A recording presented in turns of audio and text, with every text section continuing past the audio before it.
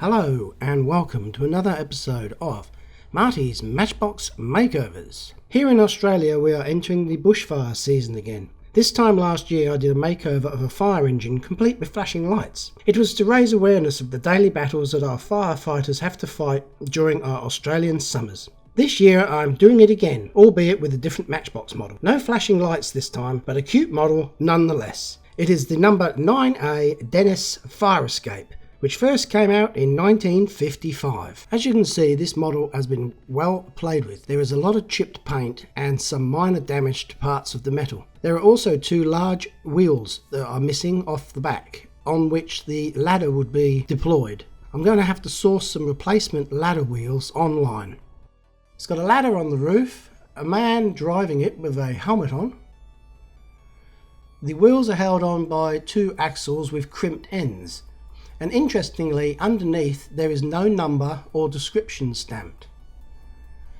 This is the 9A model. There was a 9B that came out in 1957. And the only difference I can tell is that it did have the number stamped on the base. I didn't think that this model had been painted gold anywhere, but on close inspection I do notice some gold on the spool behind the cabin and a small remnant of gold on the side of the front radiator. So I'm going to be painting this in its standard red and gold colours. I am lucky enough to have been given a near mint condition model from a subscriber called James Conway from Cloverdale. And I'm going to be using this model as an aid to match the colour paint and to repair the rear end of the ladder. Now, just showing you a comparison of them, they are very similar models. I managed to get some ladder wheels from recovertoy.com. It says on there Matchbox 9A, which is the number of this model. But it also says that they are 10mm. And now that I've got them in my hands and comparing them with the originals, they really do seem too small. They're not bad for the size, but they do need a little bit of cleaning up. Here's a comparison with the originals. So I'm thinking, surely this can't be. But I do measure them up, and sure enough, when I remove some of that excess flashing on the circumference, these will be indeed 10mm in diameter. And the ones on this other model that I have are around about 13mm. So I wasn't aware, but I'm guessing that these wheels come in two sizes. Anyway, I'm stuck with them now, and it's too late for me to change my mind, so I'm going to go with them. Now, looking in this downloadable manual of Matchbox cars written by Roger Darkins, which is freely available online by the way, I can see here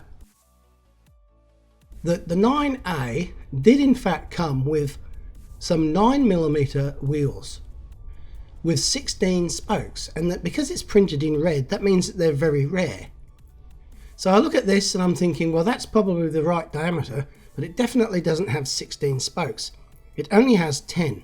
So it will be obvious to anyone in the know in the future that this model is not original.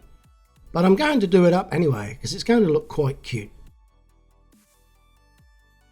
Here's this Matchbox encyclopedia, and there's another couple of photos of them here. And there is two different versions where one has got no gold on it at all. But this one's going to have the gold on it.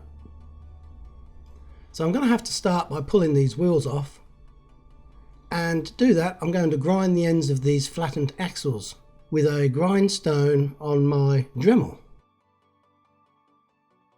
There's one of the original spokes on there, look, that I didn't notice before.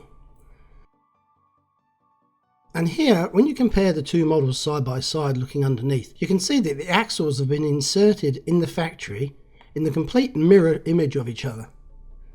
I guess different people did it different ways. Now, I'm not actually using a grinding stone, I'm using a grinding disc or a cutting disc. And I'm just taking that flattened end down to the diameter of the shaft so I can pull it out. Well, the wheel came off, but the shaft is still too wide to go through the hole, the axle hole on the casting. So I have to go again with it.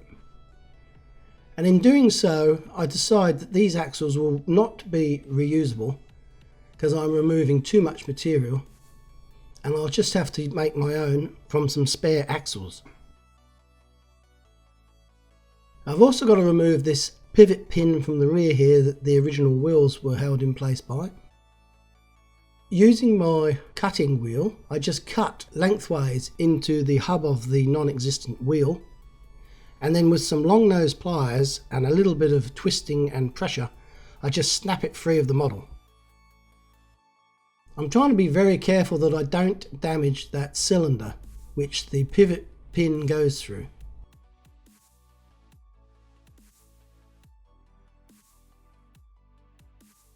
There, got that off. That's going straight in the bin.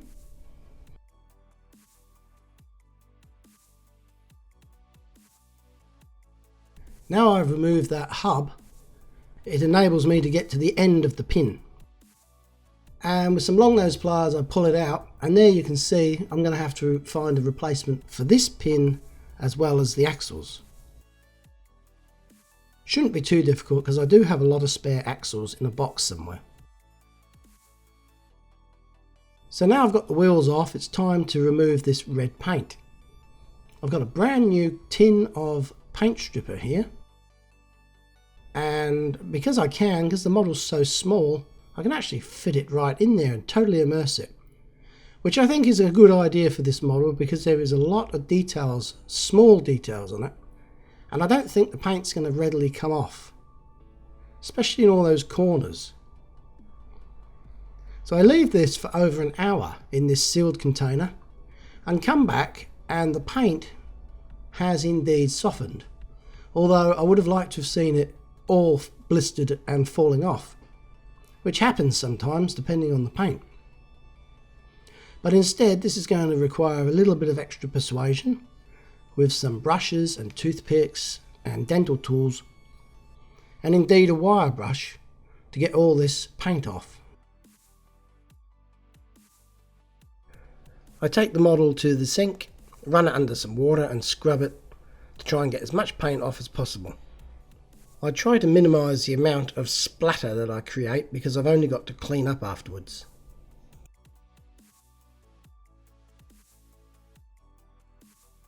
So close up here of all the paint that didn't come off, and this is very tedious. It's a very small model, and using the finest dental picks I could find, and in fact at one stage I even used a darning needle, or a very fine needle.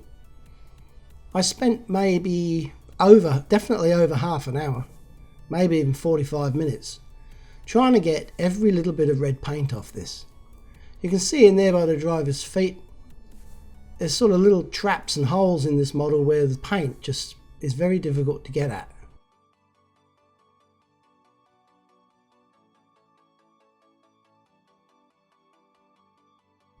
On the front radiator, I'm going to remove that little casting seam.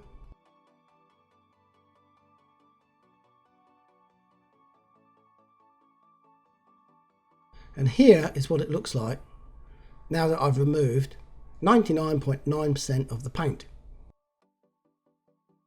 Now on the back here, a little bit disappointed, one of these ears is bent and the other one is missing. Luckily I've got this original to compare it with, and you can see that they are exactly the same.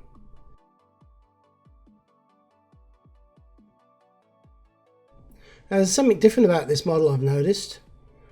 Can you see this gap there between the driver's knees and the steering wheel? Well, in this one that I'm doing up, that gap is not there. So a very slight difference in this casting. Could be a collector's item, who knows? Now this little burr here behind the driver's head, I was going to remove it because it looks awful, but then I checked on this other one and it's the same. So it's probably a feature, part of the original fire engine, so I better leave it in. Anyway, to straighten this bent ear, I'm going to use this little blowtorch that is an amazing thing. I don't know how much heat it produces, but this whole model gets almost too hot to handle in the short time I'm using it here. So you have to fight through the pain threshold and tightly grip it. And you can see how easy that bends, like toffee. Well, hard toffee that's bendable. Anyway, it came straight without breaking or cracking, which is always good. There was a little burr on the end there. I just knocked that off with that file. I noticed this is very rough along the top of the ladder there on that arc. It's like been dropped on the floor 100 times over the last 50 years. So I don't want to remove too much of the model really at all, but just for the sake of hoping to get the paint a little bit better, I'm going to file those little dints off the top there. So for this repair of the left hand ear, I'm going to use, or try to use, some JB Weld. I'm using the quick set stuff, which according to the instructions takes only 4 minutes to set. So you're probably familiar with this product. I've only used it a couple of times before, in all honesty. You just mix up equal amounts of the two compounds. So I'll put a little bit too much of the white there. So take the excess off there and mix this together thoroughly, so it's all one even grey colour.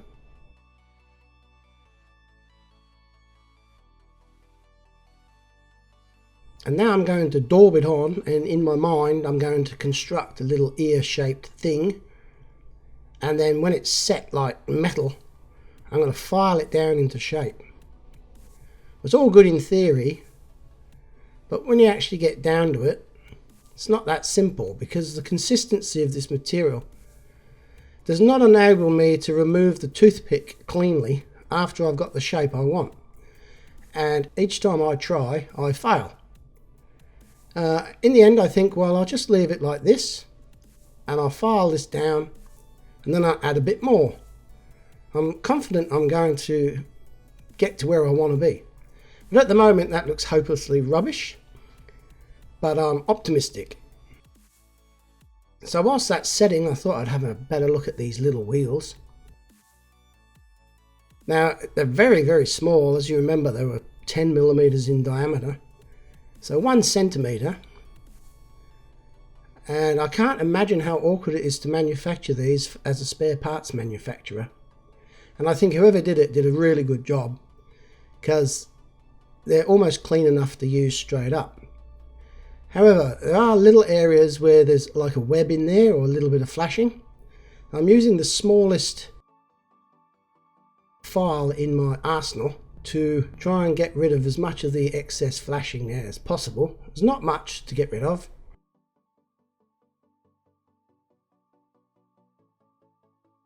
And this is after about 20 minutes of work on both of them with magnifying glasses on. And I think when they're painted red and on the model, it's going to look fine.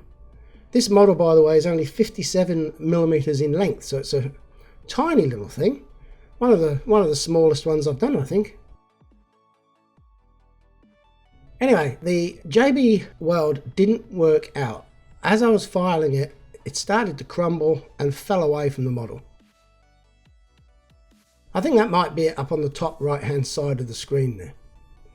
So I'm going to go with an old favourite, which I haven't used for quite a while now, the super glue and baking soda. Now, this worked out really good. Unfortunately, I didn't do a really good job of recording it. Most of it was off camera or blurred. Anyway, I built it up over about 3 applications, then I painstakingly filed it down, again using some magnifying glasses. And I'm very happy with how it turned out. You could almost say I'm happy with that. Now I've undercoated this model with some Tamiya Fine Grey, and I'm just looking for any other errors. I thought that barrel on the back was damaged, but coincidentally it's exactly the same on the other model, so it must be the way it's cast. For this colour, I'm going to mix up this Mr. Hobby Red, and I'm going to put 1 drop or 2 drops of black in it. And I'm hopeful it's going to be close match to the original. Once again, it's great having another model to compare with. Normally I wouldn't do this because this model's in such good condition, so don't panic. I'm just putting it on as a test, and then I'm going to wipe it off immediately. And it's this colour red does not need any black in it, as I thought. So there it is, Mr. Hobby 327, gloss red. It's the perfect colour. So I'm just thinning it down with a little bit of thinners there, and I'm going to put it in my spray booth and spray this little engine red. There's no way to hold this model with forceps. Well, there is, but if I did, then there would be an area that didn't get any paint on it. So to get around this, I'm using a cocktail stick or a toothpick through the axle holes to hold the model with the forceps. And here I've got an offcut of some foam with a couple of toothpicks in, and they're going to support the wheels whilst I spray paint them.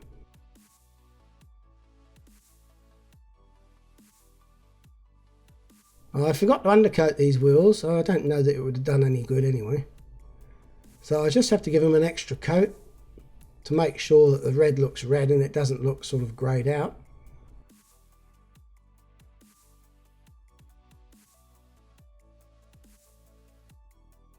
Yep, I think they're going to be perfect. Well, a little bit undersized. Now for the engine itself. And this model is so awkward to paint. Not only is it difficult to get the paint off, it's difficult to get the paint on. Because of all the eddies of the airflow and the spray paint coming out of the gun, it must create voids in this complex little casting, and the paint is just whipped away from some areas and deposited really heavily in others. So it took me a little bit of time to get overall coverage. Now I've got these spare axles out of my axle box, and they're just the right length. They're a little bit longer than I need, so I can cut them down and flatten the end. As for these wheels, they're just a little bit grubby. I don't want a nice new bright red fire engine with grubby wheels, so I put them in this ultrasonic cleaner and run it for 10 minutes. Yeah, it's got some special cleaning solution in there, and hopefully they'll come out really nice. So I'm using a glove here because this tray's hot. I'll get this out and put it on the bench to cool down. Now 10 minutes later, I remove the wheels from the ultrasonic cleaner and take them over to the bench for inspection. I'm just tipping them out on a bit of kitchen towel here because this cleaning solution is very slippery. It's horrible if you get it on your hands. It's like soap and it won't go away. So I'm just getting the excess off. Now I'm looking at this and wow, they turned out really good. There's no gunge on them whatsoever. However, this model is 50 years old and these wheels do have a little bit of play wear here and there, so they don't look perfect. So what I've done here is I've got this Royal Light Grey from Tamiya, and I've added some black to it, and I've managed to match the colour of the original wheels. So I'm just freshening them up with a light coat. This has been diluted with some thinners, not to the extent of my tyre wash that I use, just a little bit more so it doesn't obscure the tread on the wheels. And now that I've tainted half of this pot of grey, it's no longer what it says it is, so I have to relabel it. And this is to remind me in the future when I need to do some more grey wheels, it'll be sitting up there on the shelf next to the tyre wash.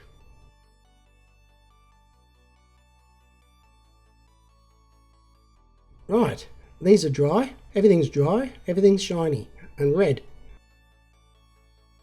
So I'm going to put these ladder wheels back on this model, and I am remembering this time round which way the heads were facing and which way the crimped ends were facing. So I'm putting it back together exactly as it was when it came into my possession. Now this is an old axle. You can see it's already been crimped once, but it's good because there's a little bit of extra length there for me to grip with these pliers that are locking pliers. Some people call them mole grips. And I've ground the jaws down so I don't leave a mark when I squeeze it. Because I've set the gap on the jaws very small, it's very difficult to squeeze these tight, and releasing them is even harder. And as you can see, the model went flying off to the side there. Thankfully it didn't hit anything and chip the paint, So I was a little bit careful on the next ones that I did. Now here's this cutting disc in my Dremel, and I've done this before. It looks a bit dodgy, but it does work, and you've got to be very careful and concentrate and have no distractions. And you can grind it down to look very similar to an original crimped axle end.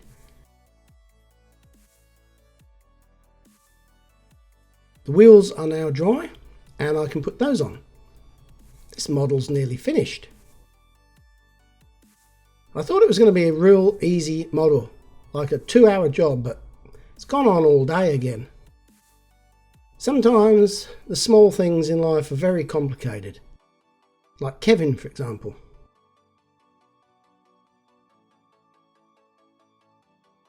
I just love that feeling when those clamps lock, and you can actually see the axle deform and flatten. Now these axles were extremely long, so I cut them down and ground the ends off. Now, in accordance with the original model, the ends of the wheel pin are red, so I've just touched those up.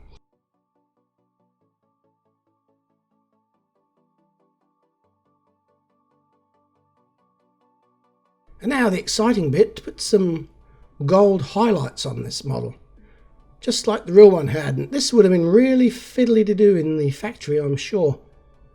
I bet you there's a few that are really sort of rough where it's been slapped on, but here I'm taking my time and doing my best. I'm sure I would not get a job at Matchbox because I'm not quick enough.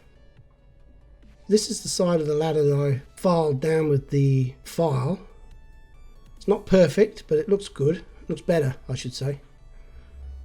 So I did the ladder, the hose reel or whatever it is behind the cabin, the driver's helmet, the windscreen edge, and the front radiator as per the real McCoy. So this is a quick reminder of what it looked like. Pretty ordinary, even had some fluff wrapped around it. And this is what it looks like now. Okay, as my mother used to say, you cannot make a silk purse from a sow's ear. Well, this came up as good as I could make it. I know the rear wheels are a little bit undersized, although this could be classified as a collectible if they had 16 spokes in them. Well, I think it looks alright. I mean, it's not bad for what it is. It's cute, it's small, and it's red. And it just looks old. And it is. It's over 50 years old. It's that small that this thing could actually be used on a charm bracelet. So, I hope you've enjoyed this episode of Marty's Matchbox Makeovers. There'll be another one next week, and Kevin's coming back. He's been away for the few days, up in the bush, helping his mates. Now, just a quick shout out to all those brave firefighters that are taking part in the control of raging bushfires throughout Australia. We are all behind you, so keep up the good work. Until next time, this is Marty from Marty's Matchbox Makeovers saying goodbye.